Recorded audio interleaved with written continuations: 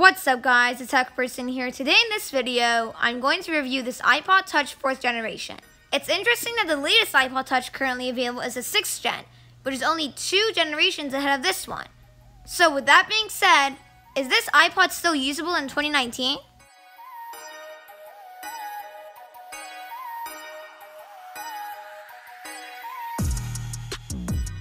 So the first thing I want to talk about is the display.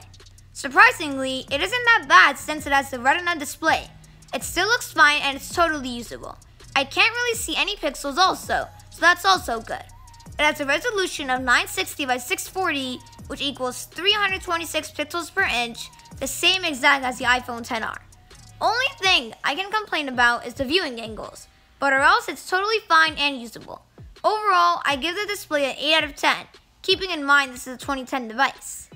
The camera on this device is rather disappointing for today's standards, but keeping in mind that this is a 2010 device, the fact that it even has a camera is great.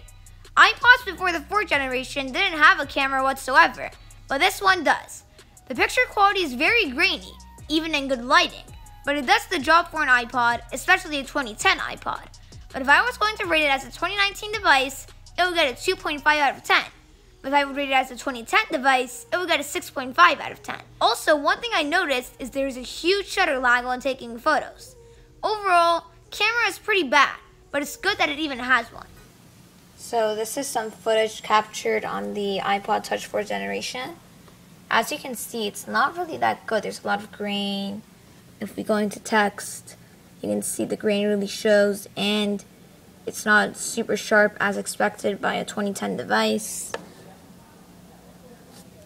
The red isn't that vivid. There's a lot of grain, especially when we look at the red.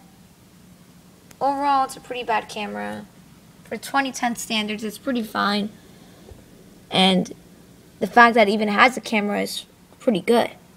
But I'm just a little bit disappointed in the grain and that it's not so sharp. But this is an iPod. It's not really meant for taking pictures. The design of this iPod is truly classic. With a mirror back and curved sides, this is super thin. So thin it's almost uncomfortable to hold. I just love the design of this iPod. The mirror back looks so nice, the front looks pretty modern, besides the square home button, and it's super lightweight. The home button has no Touch ID whatsoever, which is not so great, but considering the device came out in 2010, it's acceptable, and even the latest iPod doesn't have biometrics, but the latest iPod was released 4 years ago. The speakers on this iPod are truly unacceptable, but that's not really a big issue because this device was designed to be used with earbuds, since it does have the 3.5mm headphone jack. But the speakers work and they are usable, so that's fine. So far, everything seems great, but the performance is where this device is truly held back. This iPod Touch has the A4 chip, paired with only 256MB of RAM, which is absolutely terrible. Apps never stay open in the background, and the simplest things lag. Sometimes super light things are smooth, such as playing music, watching videos, etc. But anything more heavy is basically unusable. Games crash if they are even compatible, because even the latest software that is compatible with this iPod is almost unusable. And that takes me into the next topic, software. My problem with the software is not only the old-fashioned look. In fact, that looks refreshing considering we had the same design of iOS for 5 years. But the biggest problem is app support. Basically, no app is compatible with this iPod. And by no apps, I really mean no apps. Most apps these days require at least iOS 9 or iOS 10 to work, and this is iOS 6. iOS 6 is Apple's last software with this design, but the problem is no apps work with it. Nothing is compatible with it. It just makes it almost useless, which is why I cannot recommend this product really. The battery is also another weak spot of this device. Not only is this device from 2010, which means it's going to have a bad battery in it anyway. But this device only has a 930 mAh battery, which means it drains incredibly quickly, but also charges really quickly. If you're going to be using this, it is almost guaranteed you will need a portable charger.